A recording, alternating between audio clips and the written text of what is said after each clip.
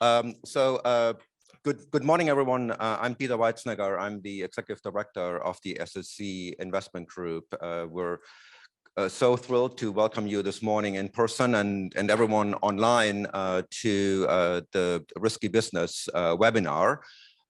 Lots of people are talking about basically climate change, low carbon economy, civil rights, human rights. Oftentimes it's really not connected. We bring it together this morning with a great panel. I think it's, but before I introduce our moderator, I just want to shout out to the tech, Antonio, and thank you for your help this morning and yesterday. And Cynthia, we couldn't be here without your help, really appreciate it. So I want to introduce our moderator, Michael Fredericks. He's the state treasurer of Illinois. As such as he's like the chief investment officer overseeing a lot of money in Illinois. So thank you, Michael, for coming this morning. I really appreciate it. With no further ado, I'll just turn it over to you, Michael, and you'll run with it. Thank you. Appreciate it. Dieter, thank you. And these microphones are now on. We're ready to go. So before we move on to our speakers, let's set a little context for our conversation today. The fact that you're here leads me to believe you have some idea of what we're talking about. And my guess is if you are here today, you realize that the world is facing a climate crisis. And we know that we have a narrow window of time here to keep global warming below the 1.5 degrees to avert a catastrophic crisis.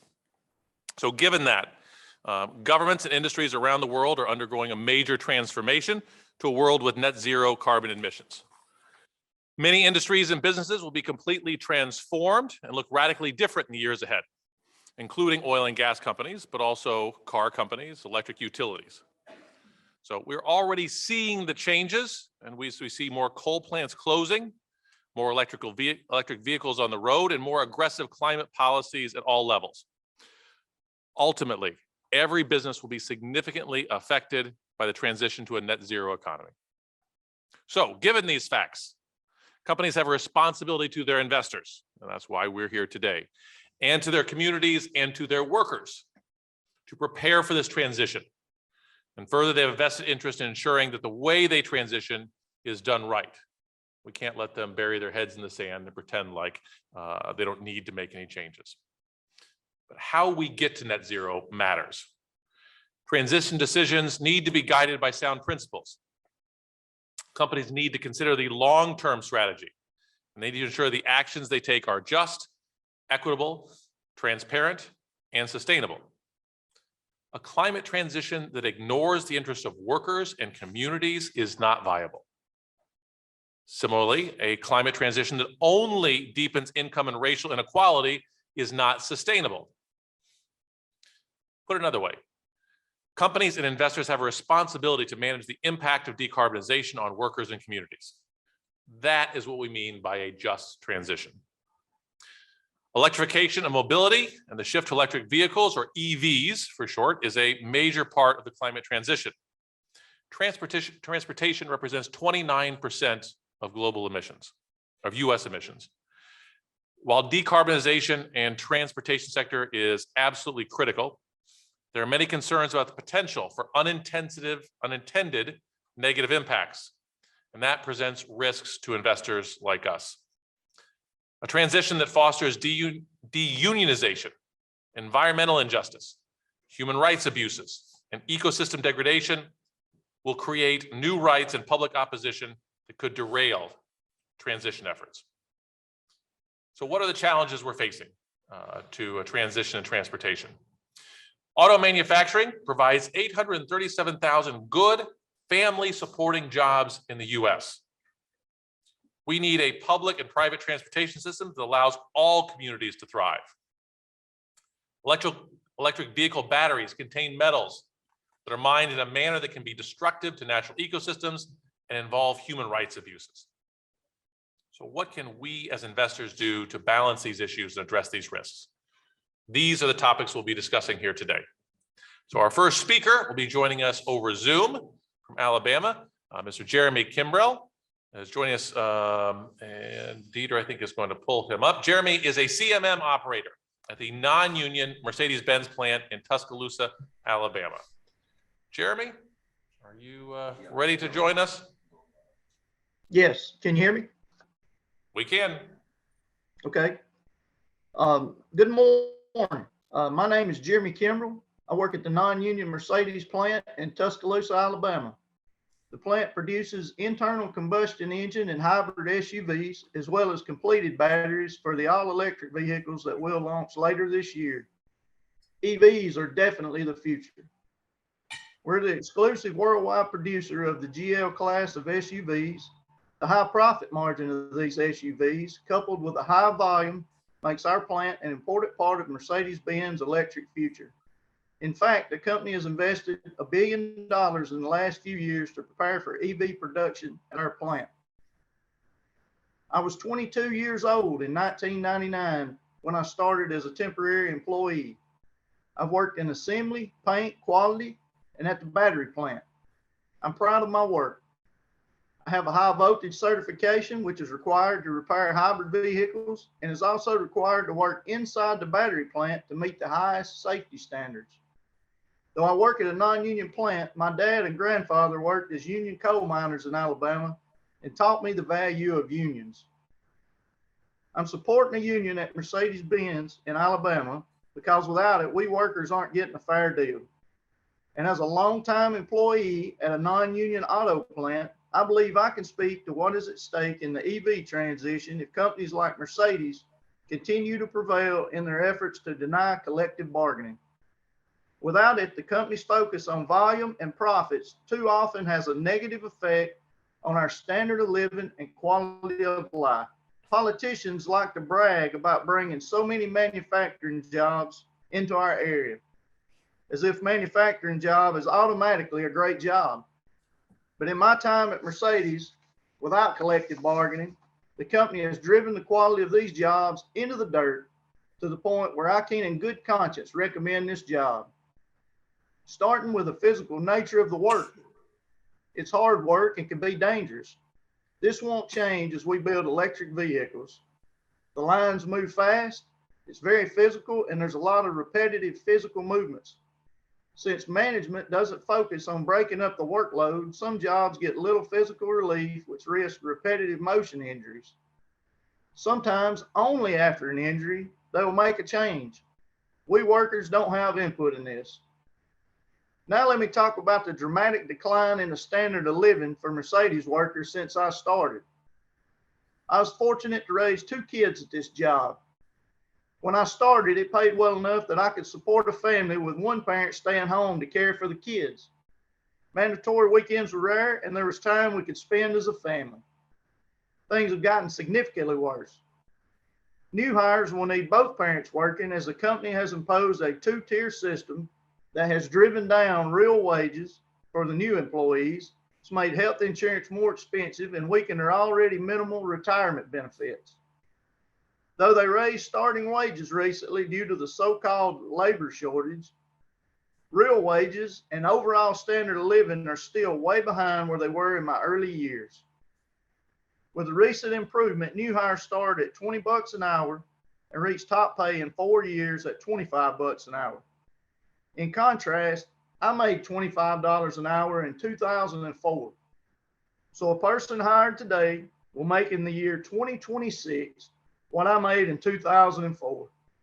That is a huge decline in real wages, and that's just the wages. When I started at Mercedes, the insurance was almost free. There were no deductibles and low copays. Now I pay roughly $2,500 a year for the top coverage, extra for copays and deductibles, and 10% co-insurance that we didn't have before. Since we don't have a defined pension plan, the decline in wages reduces retirement benefits since the company contributions are based on the wages. Younger co-workers worry they'll never be able to retire, and others will have to put off retirement beyond their healthiest years where it's not as enjoyable. All these changes mean overall standard of living for a Mercedes worker has gone way down. And because we don't have collective bargaining, all these changes were made without meaningful input from us workers. Besides declining wages and benefits, our overall quality of life as Mercedes workers has also declined significantly in recent years. Constant change in work schedules, frequent unpredictable and mandatory overtime make it very challenging for workers to try to raise a family. I can't imagine raising my kids if I had to do it under these current conditions. This severe unpredictability in work-family balance leads to a high turnover, which then compounds the scheduling challenges for those of us that still work here, and leads to even more mandatory overtime. According to a friend of mine who was assigned to work on new hire orientations, of 2,000 new hires who came in during an 8-month period in 2020 and 2021, only 125 were still employed after 8 months. This kind of turnover hurts morale, productivity, and makes life worse for those still working. Right. If we're Thank you, building electric cars to help sustain our planet, we need to also make sure these jobs can sustain families and the communities we live in. Workers should be allowed to independently choose to use their rights to form a union, bargain collectively for a contract that provides fair, good pay, benefits, retirement, and a quality life that they can appreciate and be proud of. Thank you. Right, Jeremy, thank you. And thank you for your perspective and the perspective of your coworkers and the challenges you face every day. I think it's important for we as investors to hear directly from frontline workers about the tangible impacts on real-time business decisions. So, and we're going to hear next from Scott Moldenauer. Scott is an engineer and serves as chairman and chief steward of UAW Local 212 Engineering Unit at the Stellantis Tech Center in Auburn Hills, Michigan. Scott? Good morning. So he kind of gave the intro already. I'm Scott Moldenauer. I've been a die engineer at Chrysler for 22 years. Before that, I spent 7 or 8 years jumping from supplier to supplier. So I have an idea of a non-union shop as opposed to coming into a union shop as well. Always in the engineering field from manufacturing. At Chrysler, I'm in the stamping department. So we deal with the panels. So any panel you see on your car, that's what we're working on. And then in terms of chairman, I have the assembly engineers too. So they're the ones that put the car together at the end. But I deal mostly with panels in my design function. I also did some time as a facilitator when I joined, obviously being in the union for these 22 years, I gravitated toward the union. I became a facilitator on the joint programs team, and the joint programs was something that we do to voice our concerns together with management, and we work together on different issues in the plant. I was part of the product quality improvement team as a facilitator. And then 5 years from then, I became the chairman or alternate chairman, and then eventually the elected chairman. So I've been the elected chairman for the last 10 years. So I've got a lot of experience working with management on issues when it comes to joint concerns as we go through the group. So some of the things that Jeremy pointed out from not maybe having a voice, in terms of jobs that I've had over the years, this has been the best one that I've ever had in terms of pay, benefits, having a voice to bring up concerns when you talk about issues on the floor, especially when it comes to safety concerns. We have the opportunity to escalate issues. And if I can't escalate it there, I can do it without reprisal. I can escalate it up to a VP. I can escalate it to my VP to help if I need that type of support. But most of the time we can handle it within our individual groups. So in my organization in engineering, there's 10 directors that I deal with because I got all the engineering functions. So a director at Stellantis is like a plant manager. So in Jeremy's case, he's dealing probably with one plant manager. I'm dealing with 10. But we all have to be on the same page and have these discussions when it comes to safety concerns, especially when we're engineering things out. So we don't have ergo issues or we don't have safety concerns with the people in the plant. The good news is having that voice, which was good. We can press on them to make sure that they keep a constant safe environment. The other thing, we are changing to electric. You heard Tavares, Carlos Tavares is our new CEO of Stellantis. We've gone through a bunch of name changes over the years. So I've worked for 5 different companies and haven't changed at all in 22 years. So we have a lot of name changes. So Stellantis is the new one. And Carlos just did his update last week where he talked about the EV strategy going forward and big plans, right? So he's talking about being net zero within by 2030, actually by 2038, be net zero by 2030 being halfway there, right? 50% net zero from a carbon emission standpoint. And then from an EV strategy, he's talking about having 75 vehicles in an EV capacity, 50 of them over in Europe, with Europe going totally 100% by 2030 and 25 in the United States, putting us at 50%. Almost every one of our vehicles, which he sort of announced was going to have some sort of hybrid or EV background. So from an environment standpoint, the companies are all going that direction, from the big three and obviously from the other non-union suppliers. So we all have that in mind when we're going forward. But like I said, the big push is they want to get the revenues up as part of their goals. They want to keep the profit up, which today a lot of our membership got a huge profit sharing check because we did very well from a margin standpoint. So everybody was excited from that revenue. And going forward, Mr. Taveras is also part of his plan is to keep that margin and revenue and profit up. From a union standpoint, that's a good deal. We also have collective bargaining where we can collectively bargain for a profit sharing. We can collectively bargain for wages. Having that, like I said, in these 22 years that I've been here, it's been the best job I've ever had.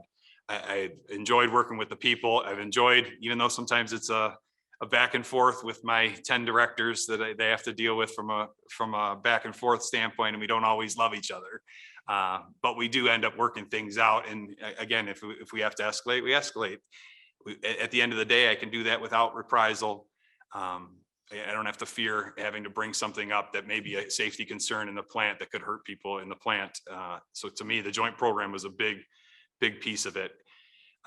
One example that we've had just recently is we had a safety discussion during the pandemic. We've been doing a lot of Zoom meetings like we're doing somewhat here.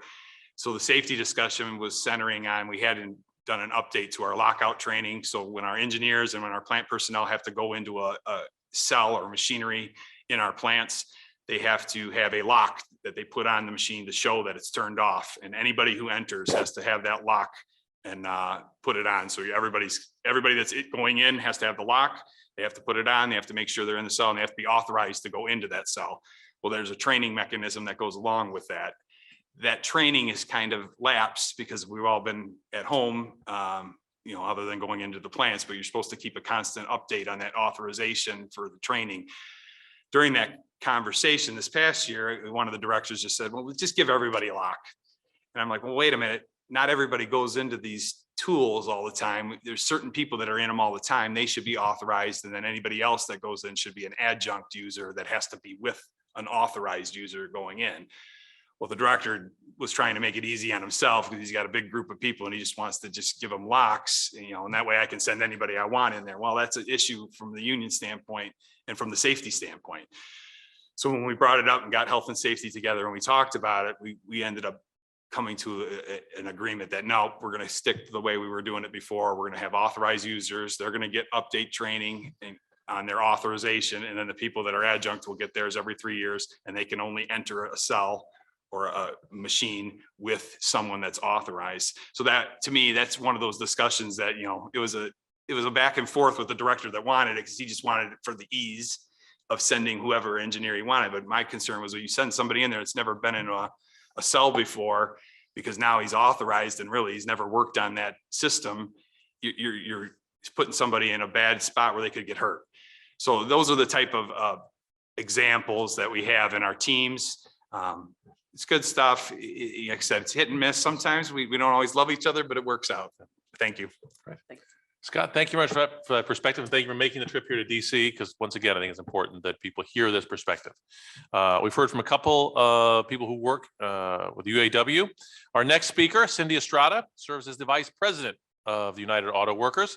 Cindy, I know you have a lot to share. Would you share with the group? I know, I'm nervous. I only have 7 minutes. So, but I I want probably to cut into that. I want to thank just for being here. It's such an opportunity.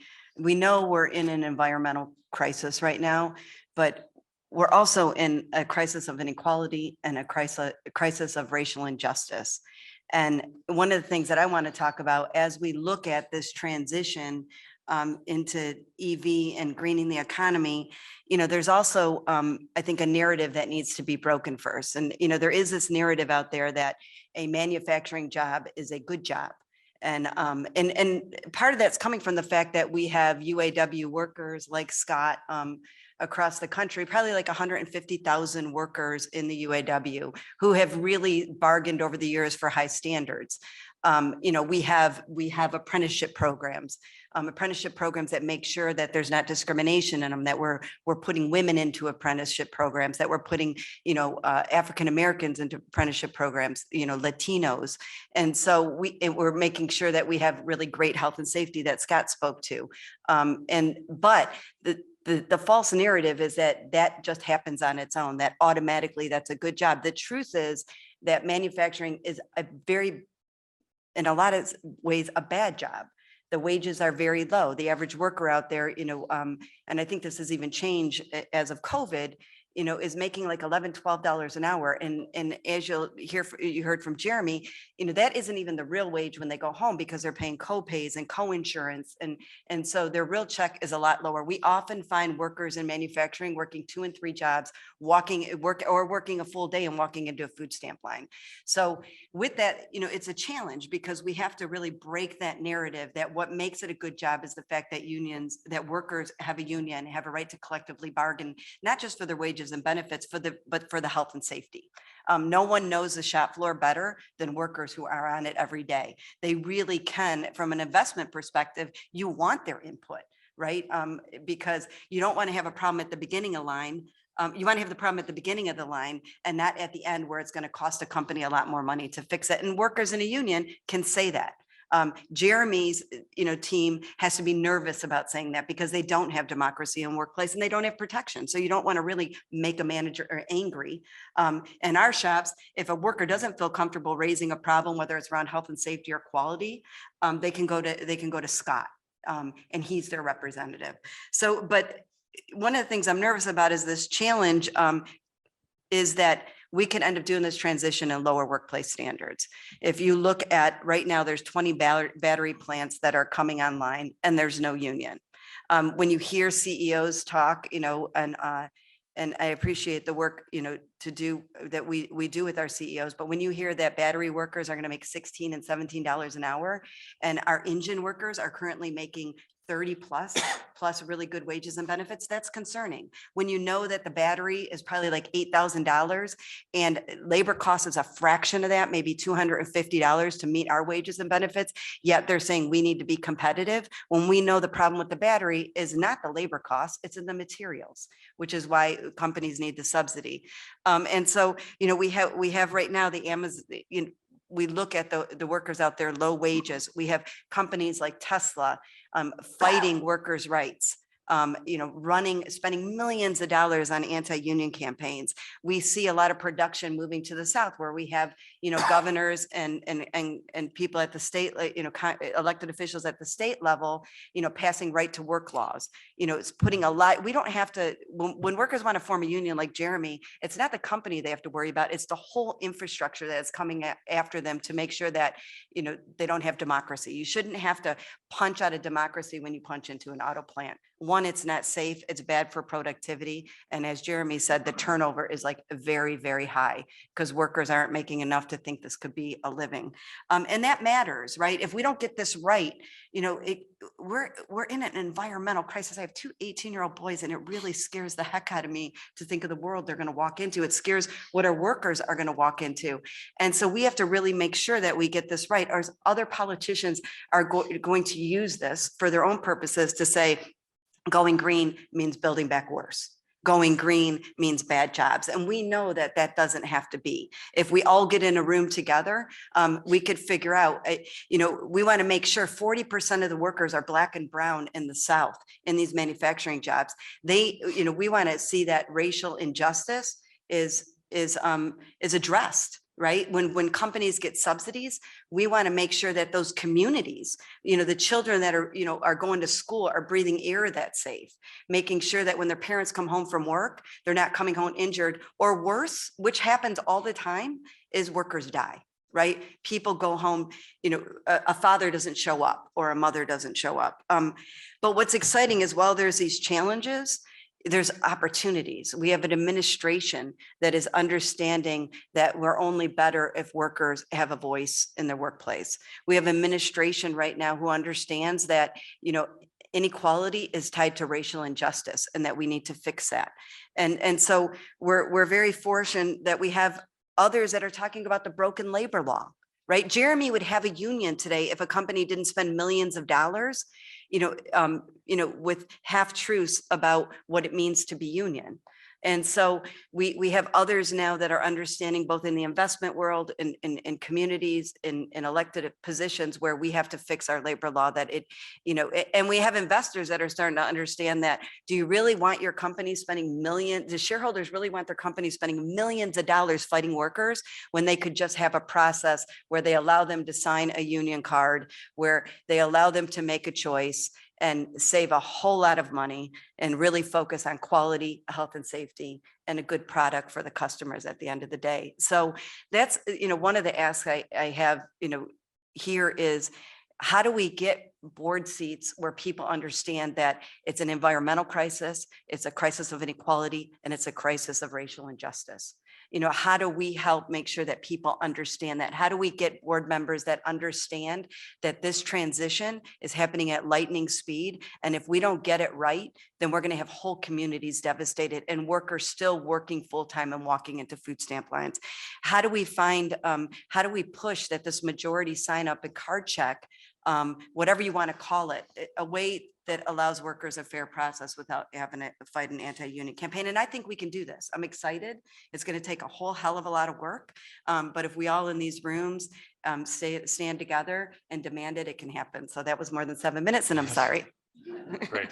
Cindy, thank you very much for that perspective. Next, I'm joined by Ramon Cruz, president of Sierra Club. I am genuinely happy to say I'm seated between representative of the UAW and the president of Sierra Club. 15 years ago, I'm not sure I would have wanted to be in this position. But Ramon, I'll turn it over to you for your thoughts. Thanks so much, Michael. And yeah, indeed, it is great to be in this panel and together with Cindy. I think, hopefully, 15 years ago, perhaps. But I think we have done great advances towards that. We're a founding member of the Blue Green Alliance, for example, that joins environmental organizations with labor unions, and this is key not only to advance environmental policies, but for the economy. To remain competitive as a economy. In globally, in the global setting. So yeah, and all of that is very important. Anyway, well, great to be here. Thanks for the invitation to join the Sierra Club. For those of you who do not know, it's the largest and oldest environmental organization. We have been around 130 years, and it has been a very fundamental organization in the conservation of nature, but also advancing environmental policies, environmental justice as well. And yeah, so why are we here? We're here because transportation, and especially clean transportation, is very important for us. As Michael mentioned, almost a third of the greenhouse gas emissions that are produced in the U.S. Comes from the transportation sector. And so, as well, transportation is not only the technological advances that we're seeing, but also how we plan cities. The suburbanization or land use policies also, affect the way we affect the environment. And it's not only greenhouse gases, but also more locally emissions, like, particulate matter, nitrogen oxides that affect communities. And usually the communities that suffer the most from these are the most vulnerable in society, are what we call environmental justice communities, or that are low-income communities, communities of color often. And so it is important to have that in mind, because I guess that the environmental justice aspect is fundamental, to fight the climate crisis.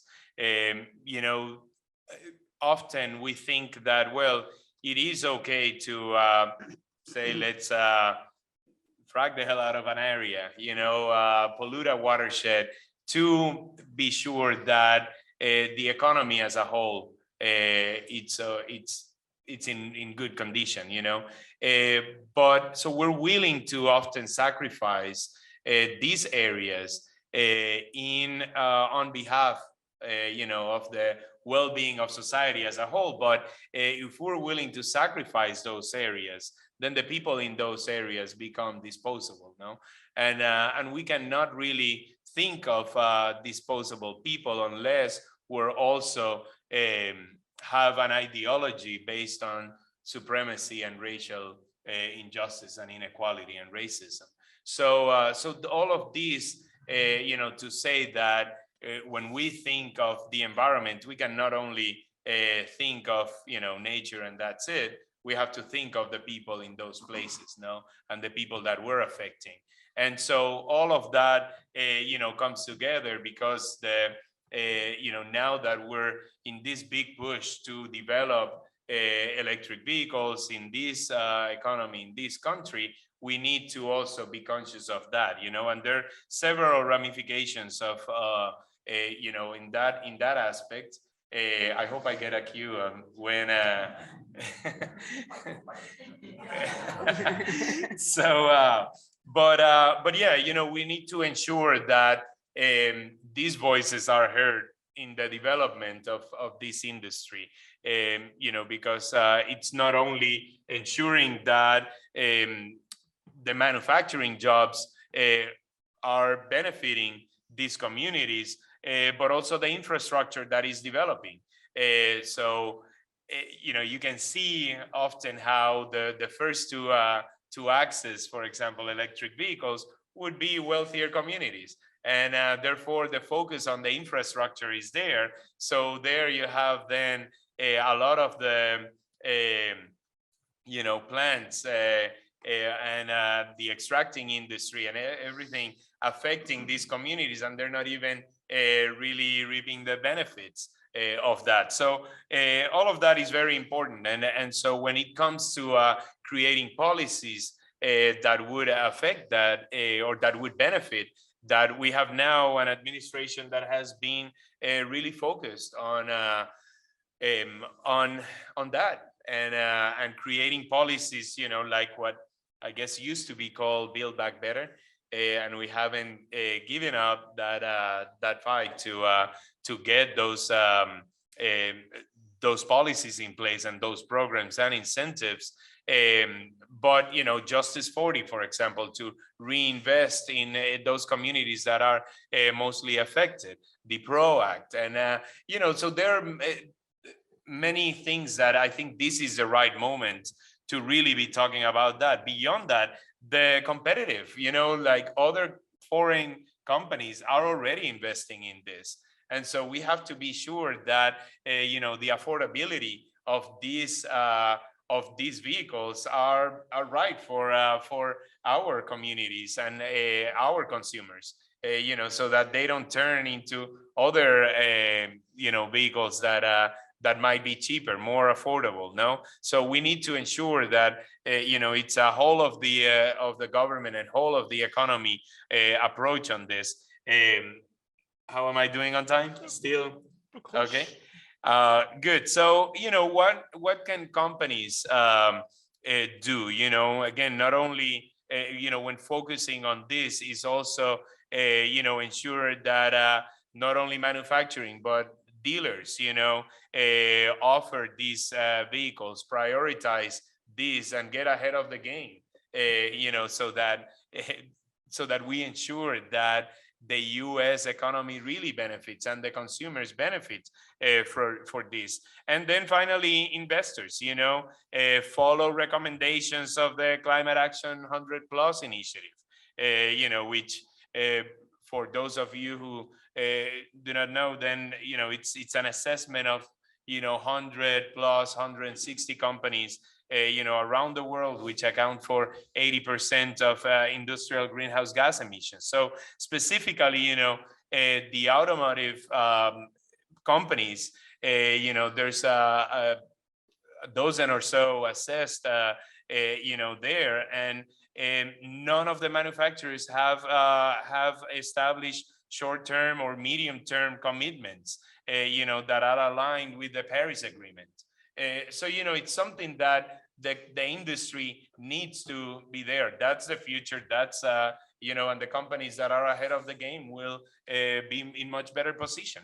So I'll stop there, and then hopefully there will be more discussion. So thank you. Ramon, thank you. We're trying to make sure we have some time for question and answers at the end here. Those of us who are investors, we know that these are not easy questions to answer. That's why we look at things in an ESG approach. There are a lot of things to consider. We've heard from Ramon with environmental issues. We've heard from UAW with workers' issues.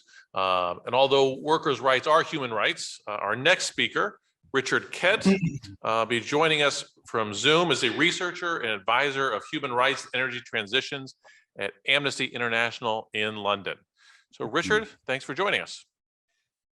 Hi, good morning, everyone. Thanks very much, Michael and the SOC Investment Group for inviting me. It's a shame I can't be there in person, given that's now possible, but yeah, hopefully next time. So for those of you who don't know, Amnesty International is the largest human rights movement and organization in the world. We have 7 million members internationally, all over the world, on all continents. And the business human rights team that I work for at Amnesty, we have some 20 years of working on extractive industries, due diligence in the supply chain and around the mining industry, but also doing a lot of work on the international brands that source minerals and other commodities, and make sure that they're respecting human rights in their supply chains. So really what I'm going to talk about is as much just transition from the perspective of workers in the supply chain, harm, at the level of industrial mining, and what the EV industry can and the automobile industry can do about that. So Amnesty, we also do a lot of work on standard setting and advocacy. So we're doing a lot of work on the European Sustainable Corporate Governance Directive at the EU level, but also we have forthcoming regulation on the battery industry in Europe, and this will apply to all companies placing batteries on the internal market of the European Union. And there's actually a vote happening today in the European Parliament. And if passed, it will have very strict due diligence requirements on, labor rights, free, prior and informed consent of indigenous peoples, water, land degradation, respecting the conflict minerals guidance, etc. So it's a very extensive piece of legislation. Amnesty, last year we published a set of recommendations for governments and businesses in the battery value chain called Powering Change, that was also aimed at investors. And it really gives an overview of the kind of risks that the EV and automobile industry faces in the battery value chain. And it's based on quite an expansive interpretation of the United Nations guiding principles and the OECD guidance for multinational enterprises, which is really the foundation of a lot of what the business and human rights team does. And it's also a reflection that we believe that environmental rights and human rights are essentially the same thing, and that we can't see, we don't see any separation between human rights and the energy transition. They must go hand in hand, and the energy transition needs to ensure that the rights of workers, whether it's at plants in the US or workers at industrial mines around the world, that those rights are respected. So the Powering Change was endorsed by 70 civil society groups from all over the world. Many of them input into this the recommendations on issues of how to do due diligence on water, how to ensure that communities are properly consulted around the cobalt and the nickel, copper, lithium mines. And the principles, it's as I mentioned, it's to reaffirm that human rights and environmental rights are completely inseparable. And now we decided to then take it a step further and assess. We're now in the process of assessing companies on the extent to which they implement the Powering Change principles. So we're going to be publishing a battery scorecard, and we are ranking and assessing 18 of the world's largest EV and battery manufacturers on a whole range of human and environmental rights. And there is quite a very significant discrepancies in terms of transparency that the companies offer. How the way that they engage with labor rights at mine level, the extent to which they're doing due diligence on child labor, which Amnesty has done a lot of work on around the cobalt mines in the DRC in particular, and really the amount of time that they expend engaging with these rights at the mine level. And we've found generally the companies that invest more time at the mine level, they're going to score a lot better. But it's really all about transparency. How am I doing on time here? A minute or two. So, as much as I'm sure we could all listen for a while, but we should make sure we save some time for question and answers. Yeah. Being a moderator is awful. Cutting people off who actually have good information, but make sure we get a chance for everyone to. But just to underscore that the power and change principles, they're really also designed for investors to kind of look at the main criteria. If it's on free, prior, and informed consent, community consultation, making sure that the battery value chain is free from egregious human rights abuse, and it's as much about the way that the electric vehicle companies communicate the way they are identifying, mitigating, preventing the risks in line with the United Nations guiding principles. So yeah, perhaps I'll stop there. Thank you. Great. Richard, thank you very much. Now's that time that I get sort of the payback for being that annoying guy who tries to interrupt people and tells them to speed things up. And now it's time for question and answers. For our in-person or for our online people, our in-person will have roving mics. I guess one on the other side of the room here. Make sure you ask your question into the mic so the people who are watching online or remotely can hear your question. And if there is someone online, Dieter will let me know. Hi there. So a little over 100 years ago, Henry Ford went to his board and said, I want to pay my workers more because turnover is my biggest expense. He wanted to triple their wages. And his board thought this was the craziest idea they'd ever heard. So what Henry Ford did was he went back into the market, bought up enough shares so that he could fire the board members and do what he wanted to do. Now, this is a terrible governance story. But in the next 3 years, he doubled his profits. And Henry Ford was not a nice guy. He didn't actually care about the workers. He wanted to make money. And he knew that solving the workers' problem would help him make money. Why don't people remember this?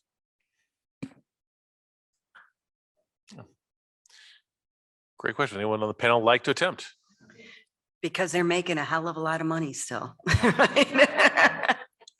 And I think that's one issue. It's like what happens when workers don't have disposable income if we create this, new green economy and workers can't buy the products. I mean, it's the same, the same old story, but I think inequality is out of control, right? And and just to point out, he did do all that, and I appreciate you saying he really didn't care about the workers because he fought the union for a long time after that. But the turnover piece is really critical. When workers have a voice, he knew that he also knew that though when workers had a voice, quality would go up, which would help his profits. Well, I think he also knew that if you didn't pay your workers a decent wage, they wouldn't be able to buy your products. Yeah. And yeah. Okay, I think Dieter said we had one online, and then I saw a hand in the back. So here's a question. People can see this. What is? Oh, you can read it a picture.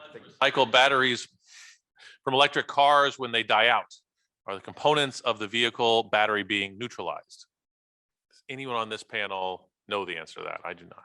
Well, not that I know the answer, because ultimately the recycling industry in general, it's sort of like reconfiguring itself. You had 25 years of everything basically heading towards China.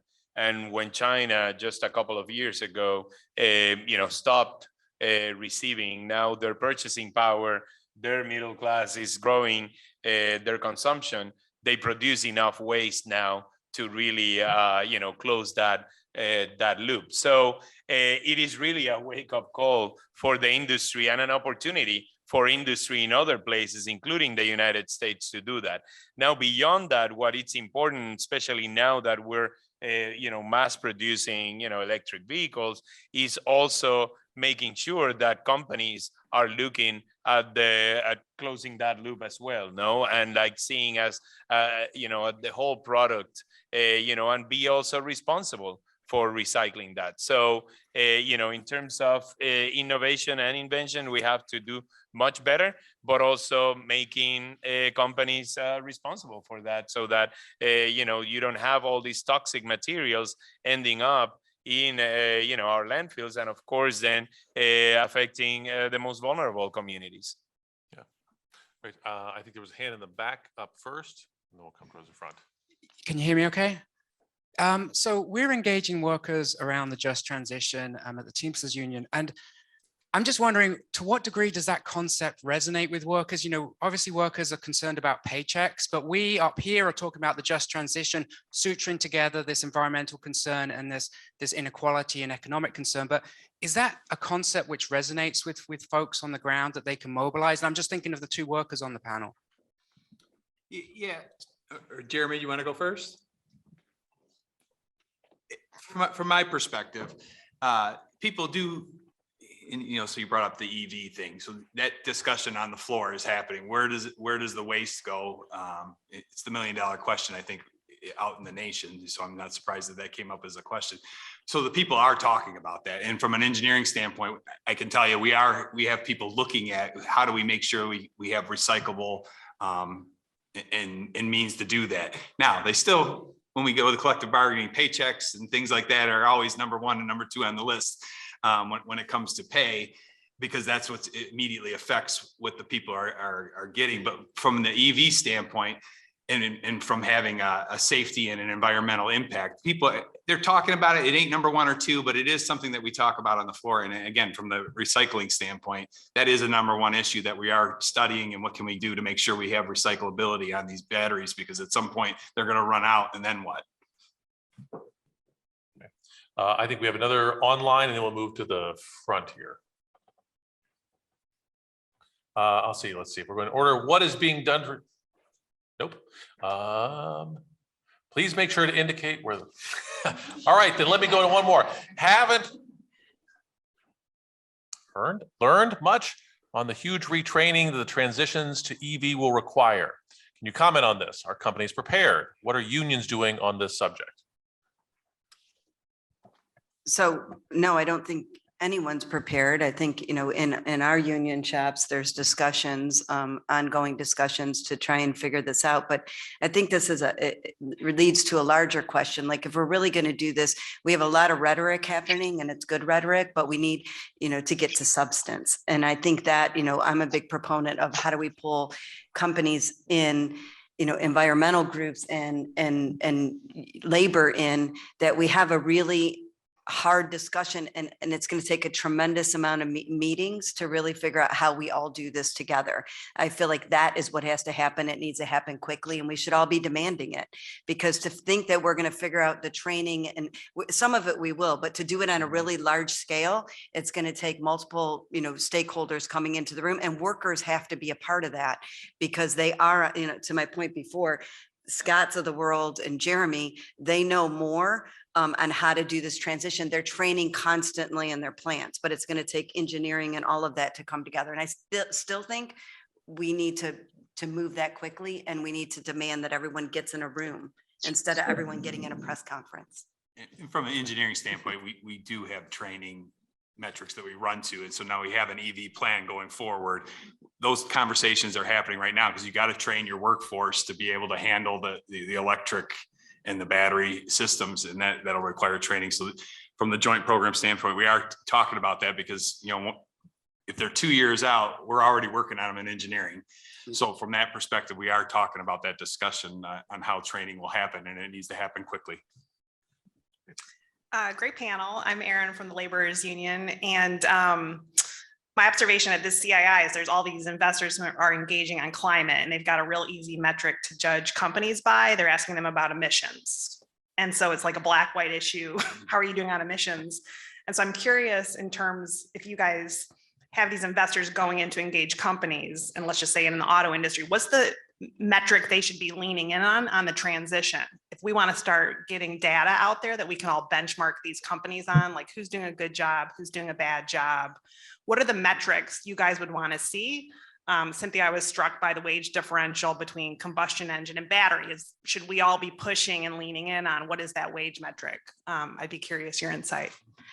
So I think one metric is, I mean, it's a real simple metric, right? If there's not democracy in the workplace, then workers aren't able to be at the table when wages and benefits, health and safety, quality is huge, right? Our members, the amazing work, they're catching those problems on the shop floor. And I'm not saying that's not happening in non-union shops, but to really differentiate what it's like for a worker who isn't protected by a contract, who is an at-will employee, to stand up and confront when there's an issue on the floor, whether it be around health and safety or quality or just discrimination.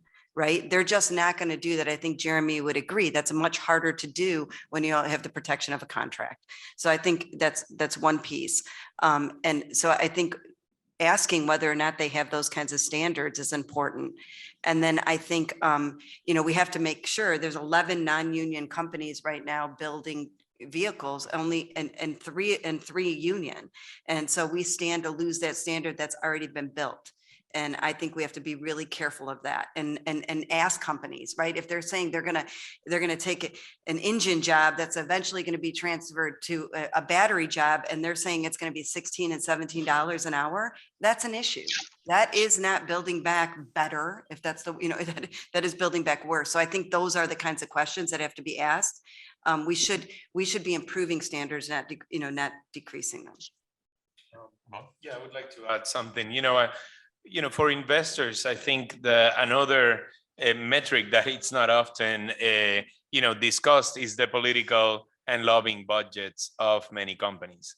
Because it amazes me, how much effort and how much money goes into fighting, clean car standards. If we would have used that energy and budgets in development, we would be much better off. We would be ahead of the game instead of staying behind from other companies. So, I guess that transparency is very important for investors to really try to influence how these companies, start moving ahead of the game into the 21st century instead of doing that. That is important because, now I guess the car, and light vehicles, it's there, but we're going to see, I am afraid, the same dynamic that we saw that with truck and heavy duty vehicles, and so we should be learning from those mistakes from the past. And, instead of fighting for a decade on that, we should be actually looking into the future. So. One of the things I've learned in my time in politics is it's very popular to say, we want change, but change is hard. And for boards of directors, it's easier to continue with the same way sometimes than it is to push change. And that's why we all come here today at CII, because I think there are a lot of us who realize that they may need a little extra help moving forward. And so I know we have more questions out there, but I would like to close out the lightning round because we do have other panels today. So before we end, I'd like to do a lightning round with Richard, Cindy, and Ramon. Can each of you provide your thoughts as to what investors can do to address the risks we've talked about today?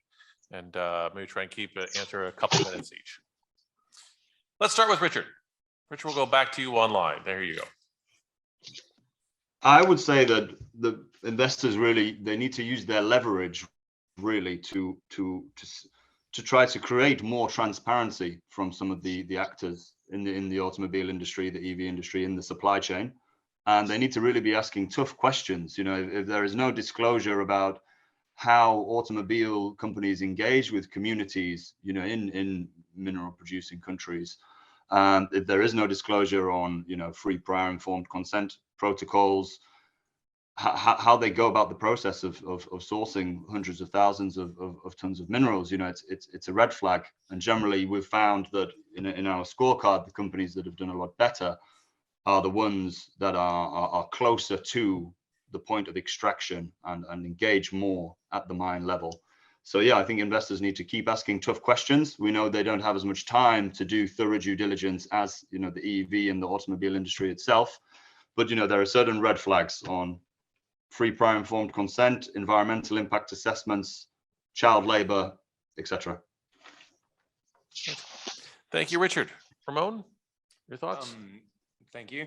Well, I spoke in my last intervention about the political activities that, you know, of companies that are very relevant in terms of, you know, being transparent, being, you know, ensuring that their policies, their business plans, etc., are consistent with a zero, you know, vehicles goal that we have. And then, you know, I think supporting these frontline communities that are going to be hopefully hosting many of these manufacturing hubs, you know, and be sure that their voices are heard in that just transition, in that transition towards a clean economy, and ultimately, you know, apply a lens that takes into consideration environmental justice, you know, into the investments that you're doing, into the policies that you're supporting. And yeah, I think that is what it will take us there. Thank you. I hear applause next door, so we're ending right around time. But Cindy, don't rush, but your No, thoughts. very quickly, I think that workers need a process, a fair process to form a union so that they can have democracy in the workplace. And I think that has to be something outside of a broken labor law system like the NLRB. And so that workers like Jeremy, who have been fighting for so long to have a real voice in their union, have that opportunity to do that instead of going through year-long fights and legal battles that, you know, again, justice delayed is justice denied. So I would say to push them to have that kind of fair democracy in the workplace is not a bad thing. If it's good for our country, it's good for the workers who walk into those plants every day. What great words to end with. I want to thank our panelists for their time here today, for their time traveling here.